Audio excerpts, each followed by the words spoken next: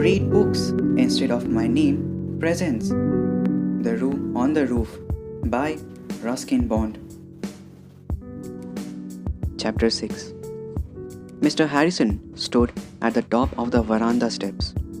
The house was in darkness, but his cigarette glowed more brightly for it.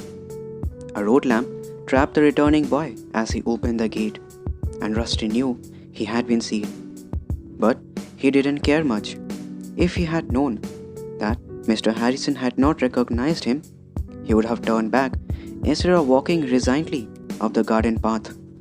Mr. Harrison did not move, nor did he appear to notice the boy's approach.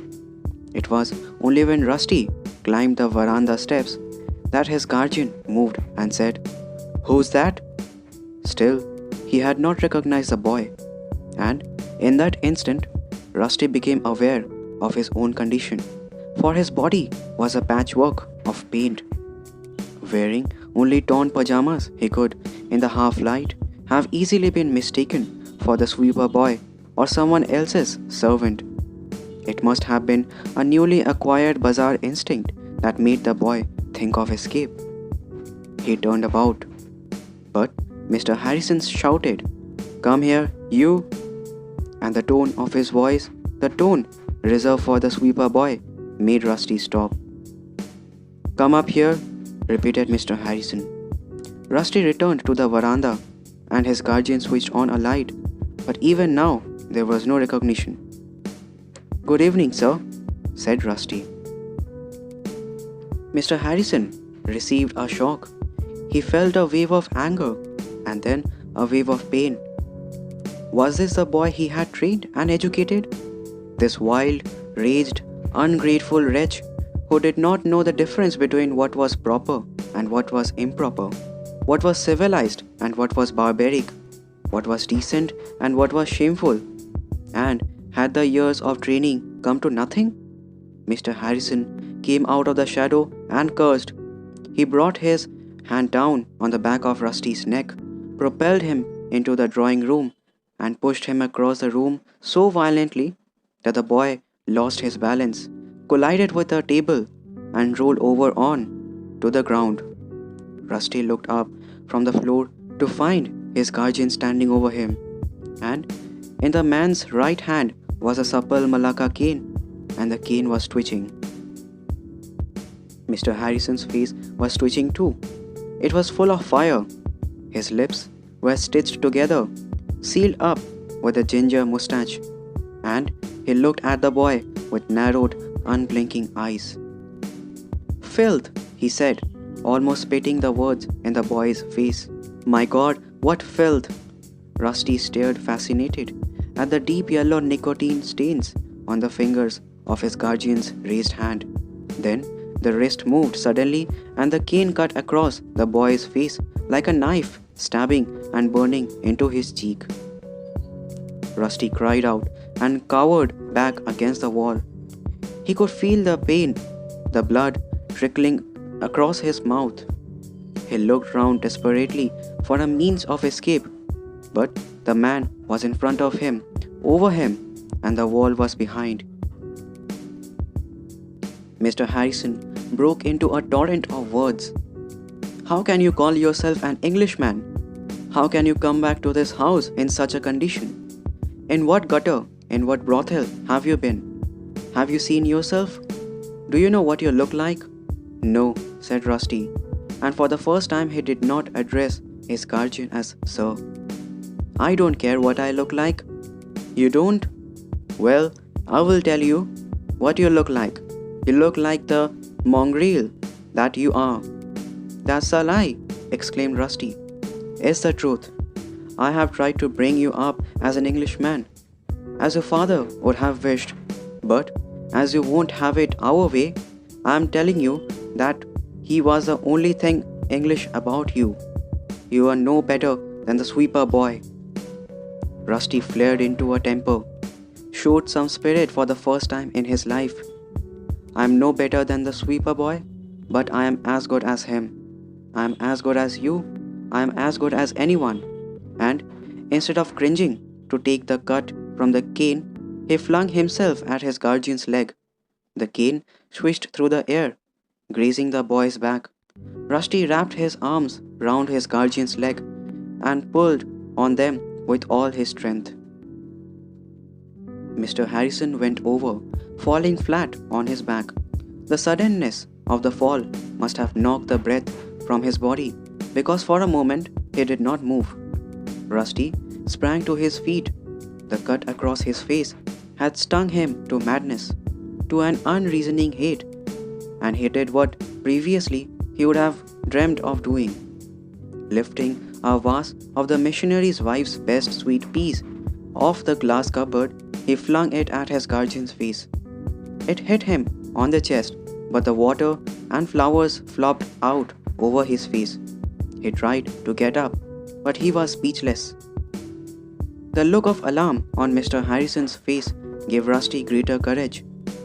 Before the man could recover his feet and balance, Rusty gripped him by the collar and pushed him backwards until they both fell over onto the floor. With one hand still twisting the collar, the boy slapped his guardian's face. Mad with the pain on his own face, Rusty hit the man again and again, wildly and awkwardly.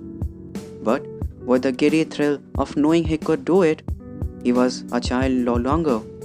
He was nearly 17. He was a man. He could inflict pain.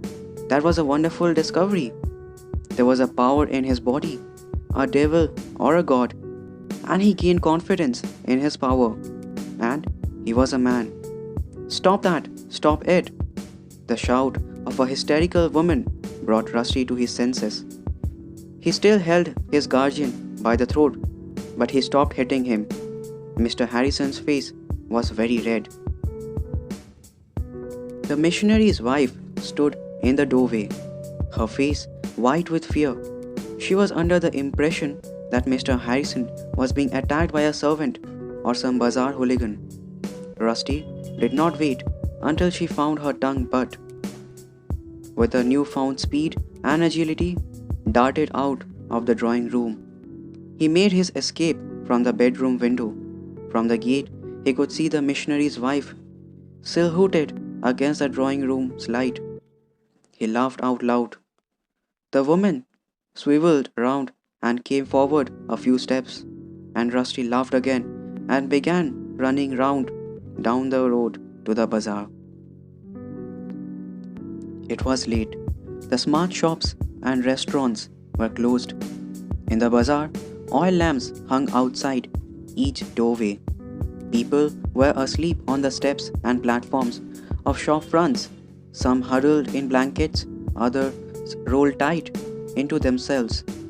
The road, which during the day was a busy, noisy crush of people and animals, was quiet and deserted. Only a lean dog still sniffed in the gutter. A woman sang in a room high above the street, a plaintive, tremulous song, and in the far distance, a jackal cried to the moon. But the empty, lifeless street was very deceptive. If the roofs could have been removed from but a handful of buildings, it would be seen that life had not really stopped, but beautiful and ugly persisted through the night. It was past midnight. Though the clock tower had no way of saying it, Rusty was in the empty street, and the chart shop was closed, a sheet of tarpaulin draped across the front. He looked up and down the road, hoping to meet someone he knew. The chartwala, he felt sure, would give him a blanket for the night and a place to sleep. And the next day, when Somi came to meet him, he would tell his friends of his predicament, that he had run away from his guardian's house and did not intend to returning. But he would have to wait till morning. The chart shop was shuttered, barred and bolted. He sat down on the steps, but the stone was cold and his thin cotton pajamas offered no protection. He folded his arms and huddled up in a corner, but still he shivered. His feet were becoming numb, lifeless. Rusty had not fully realized the hazards of the situation, he was still mad with anger and rebellion, and though the blood on his cheek had dried, his face was still smarting. He could not think clearly. The present was confusing and unreal, and he could not see beyond it. What worried him was the cold and the discomfort and the pain. The singing stopped in the high window. Rusty looked up and saw a beckoning hand. As no one else in the street showed any sign of life, Rusty got up and walked across the road until he was under the window. The woman pointed to a stairway and he mounted it, glad of the hospitality he was being offered. The stairway seemed to go to the stars, but it turned suddenly to lead into the woman's room. The door was slightly ajar, and he knocked, and a voice said, "Come." The room was filled with perfume and burning incense. A musical instrument lay in one corner. The woman reclined on a bed, her hair scattered about the pillow, and she had a round, pretty face, but she was losing her youth, and her fat showed in rolls at her exposed waist. She smiled at the boy and beckoned again. "Thank you," said Rusty, closing the door. "Can I sleep here?" "Where else?" said the woman. "Just for tonight." She smiled and waited. Rusty stood in front of her, his hands behind his back. "Sit down," she said, and patted the bedclothes beside her.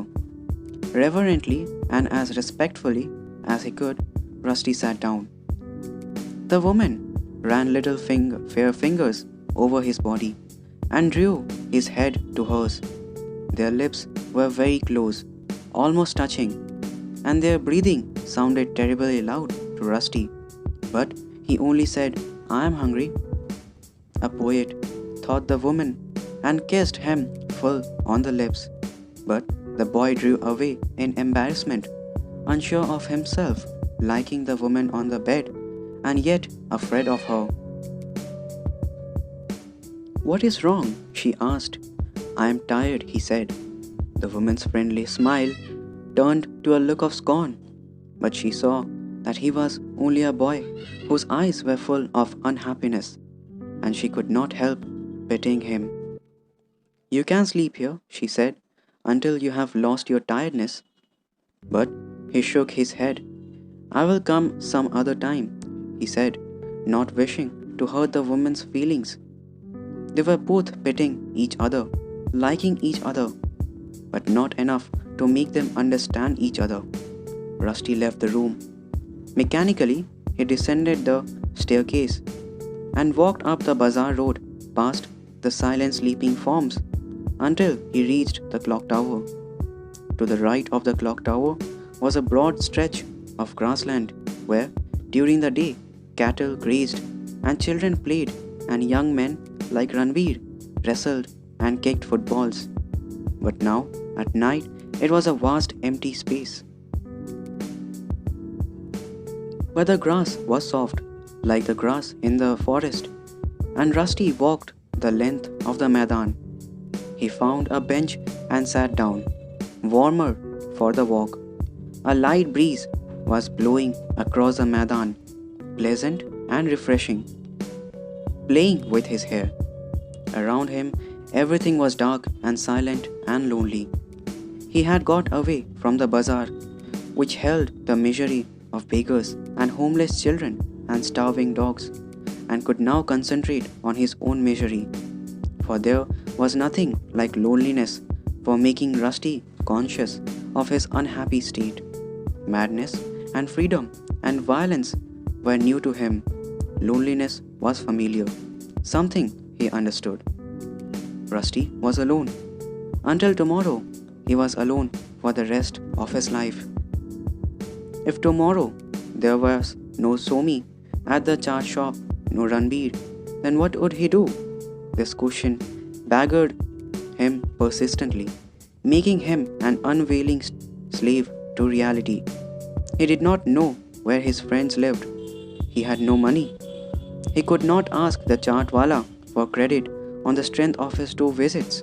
Perhaps he should return to the amorous lady in the bazaar. Perhaps. But no. One thing was certain. He would never return to his guardian. The moon had been hidden by clouds, and presently it was a drizzle. Rusty did not mind the rain. It refreshed him and made the color run from his body. But when it began to fall harder, he started shivering again. He felt sick. He got up, rolled his raised pajamas up to the thighs, and crawled under the bench. There was a hollow under the bench, and at first Rusty found it quite comfortable. But there was no grass, and gradually the earth began to soften. Soon he was on his hands and knees in a pool of muddy water, with the slush of oozing up through his fingers and toes. Crouching there, wet and cold and muddy, he was overcome by a feeling of helplessness and self-pity. Everyone and everything seemed to have turned against him. Not only his people, but also the bazaar and the chaat shop and even the elements. He admitted to himself that he had been too impulsive in rebelling and running away from home. Perhaps there was still time to return and beg Mr. Harrison's forgiveness. But could his behavior be forgiven? Might he not be clapped into iron for attempted murder? Most certainly, he would be given another beating. Not 6 strokes this time, but 9. His only hope was Somi. If not Somi, then Ranveer. If not Ranveer, well, it was no use thinking further. There was no one else to think of. The rain had ceased. Rusty crawled out from under the bench and stretched his cramped limbs.